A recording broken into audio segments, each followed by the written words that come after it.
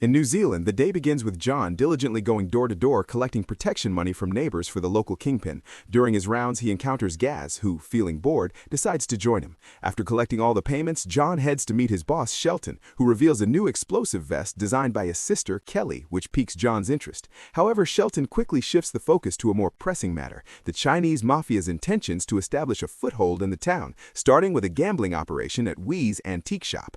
Determined to maintain control over his territory, Shelton outlines a strategic plan to counter this looming threat, setting the stage for a high-stakes confrontation.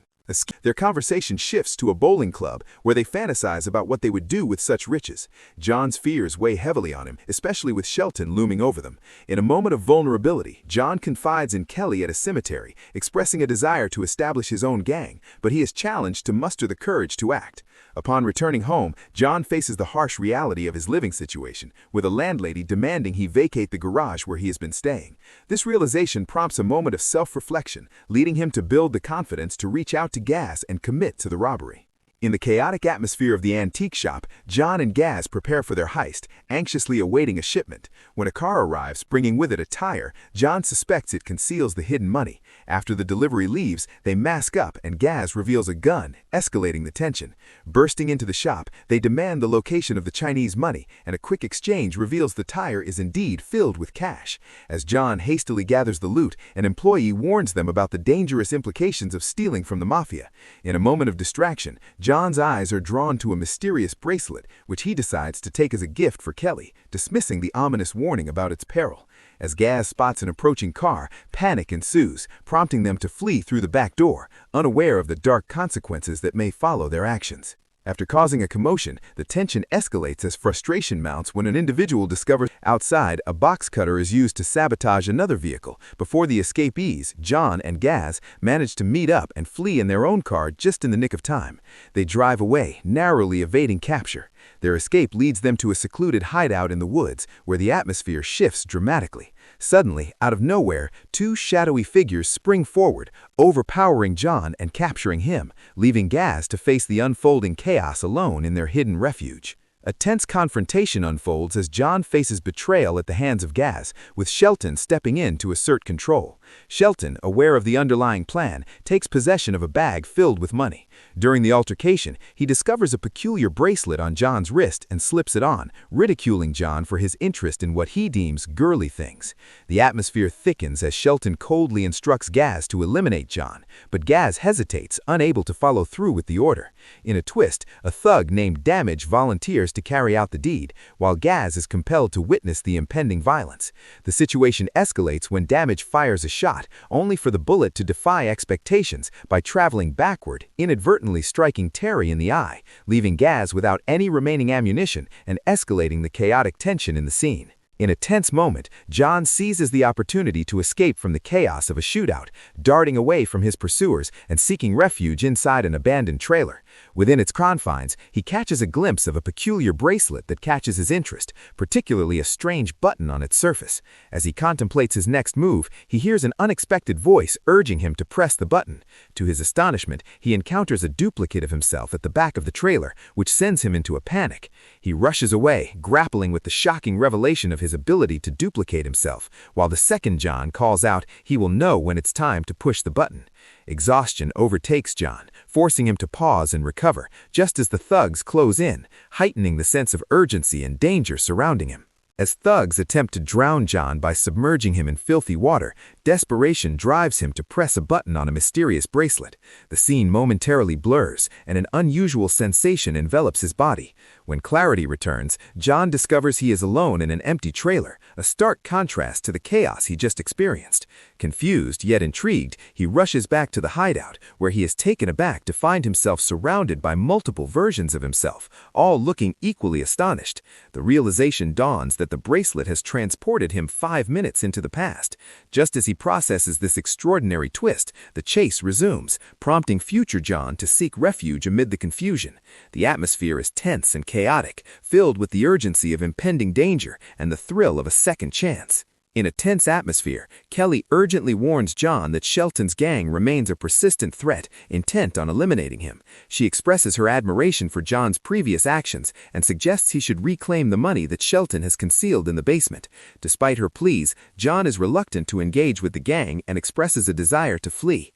This leads to a moment of conflict, where Kelly reveals her reluctance to let him escape and ultimately departs. Suddenly, a shadowy figure named Wen emerges, aiming a gun at John, demanding that he utilize the mysterious bracelet to recover the stolen money, threatening both John and Kelly's lives. Wen hands John a card with the location of a meeting point, intensifying the urgency of the situation. Reluctantly, John presses the button on the bracelet, activating its powers and transporting him back in time, the sound of a gunshot echoing in the tense silence. In a gripping sequence, John cleverly uses a time-traveling bracelet, enabling him to create multiple copies of himself. Initially, he hides behind some trash, observing two of his duplicates as they conceal themselves in a trailer.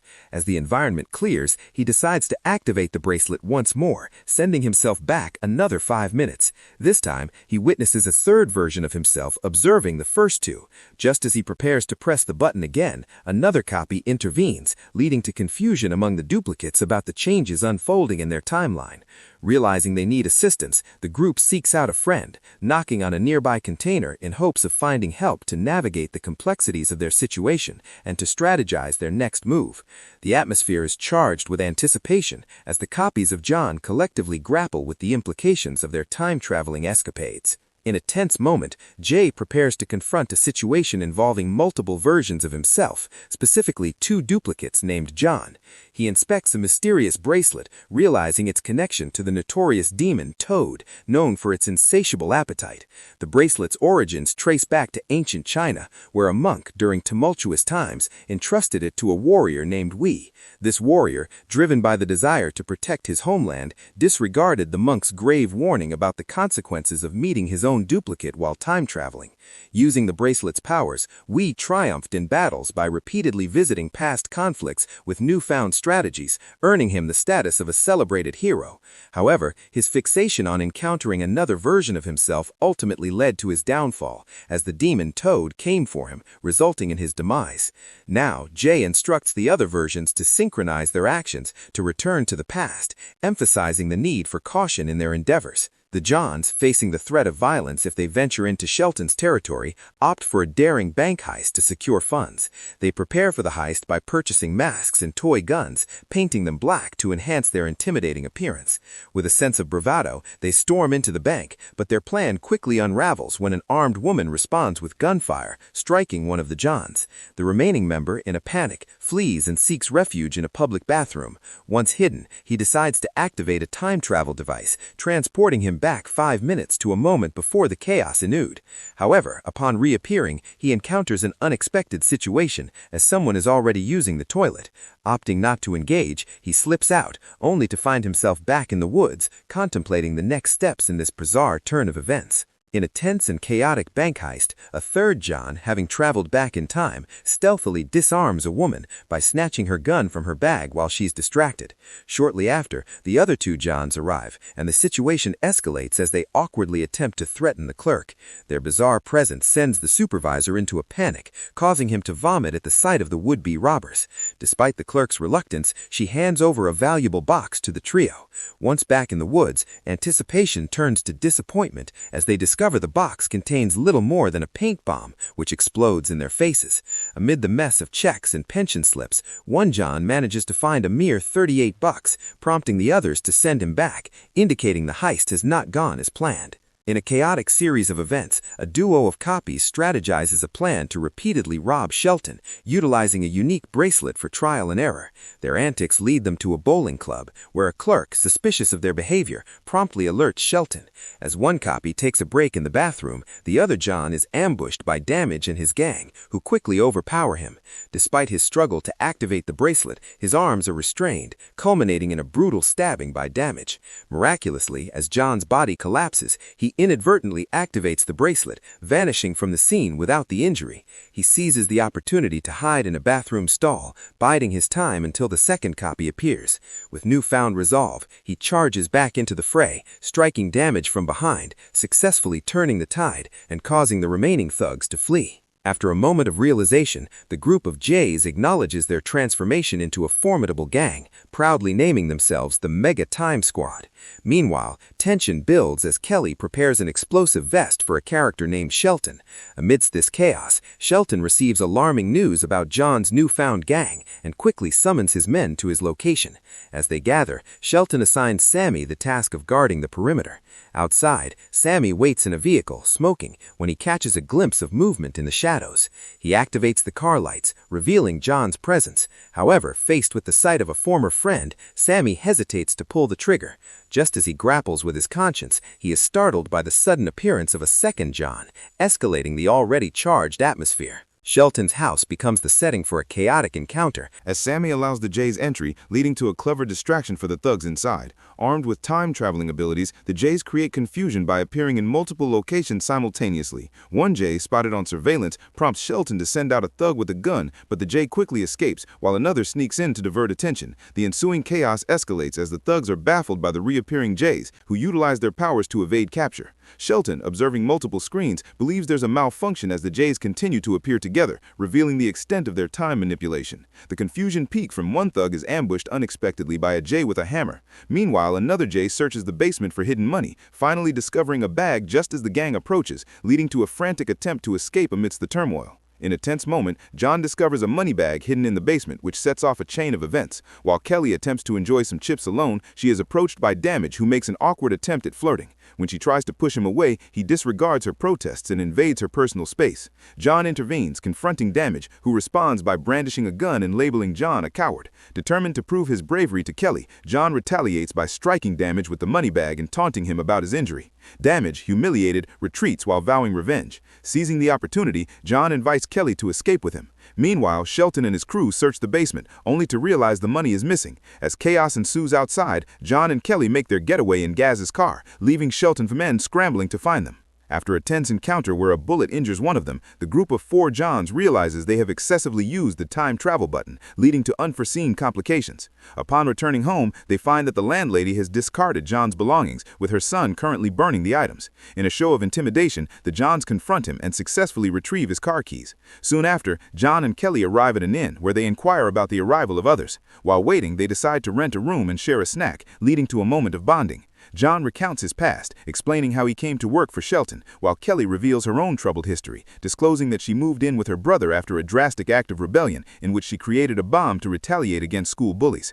Their candid exchange deepens their connection amidst the chaos surrounding them.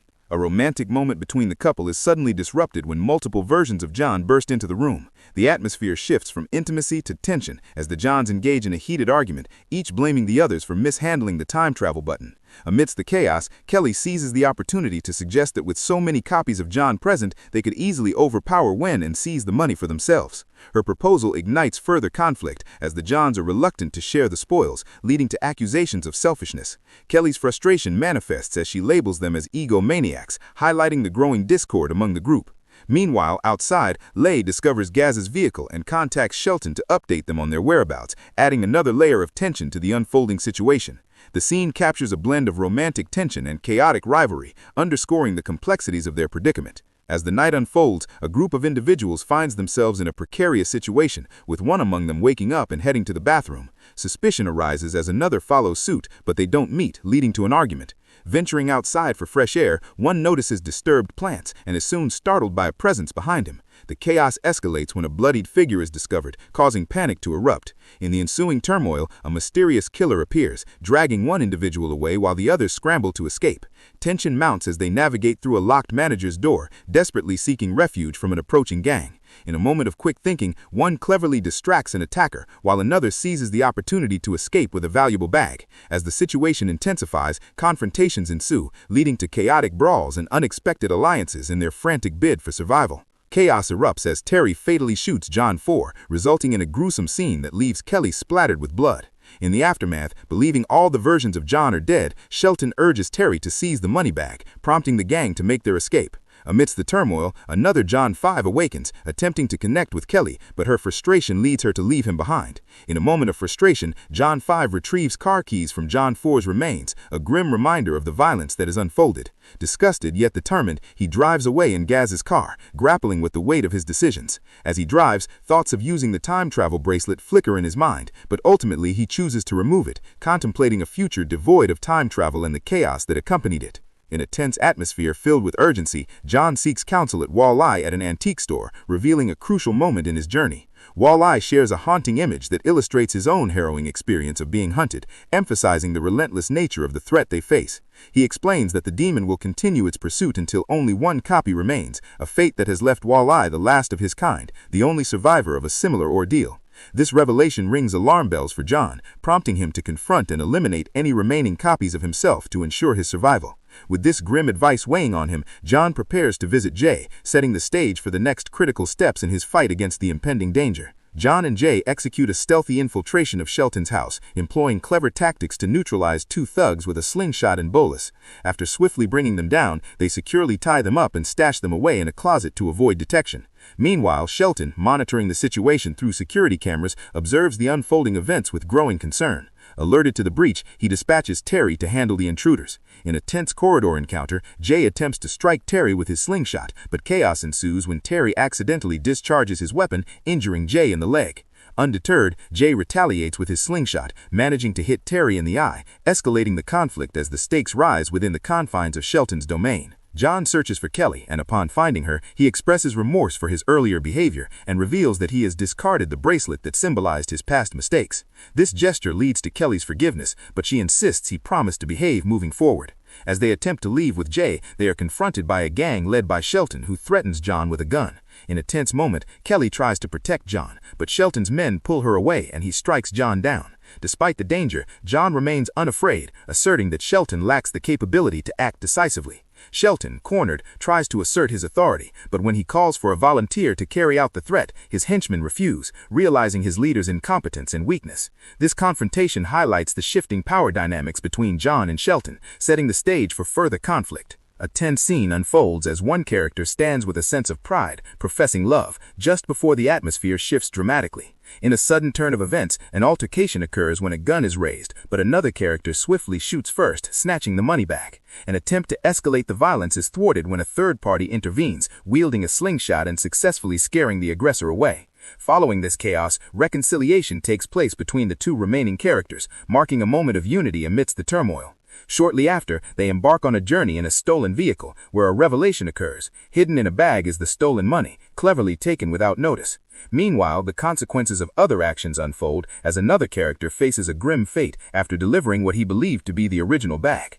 The narrative deepens when a disguised figure confronts one of the characters, leading to a deal that prioritizes love over wealth, culminating in a heartfelt exchange.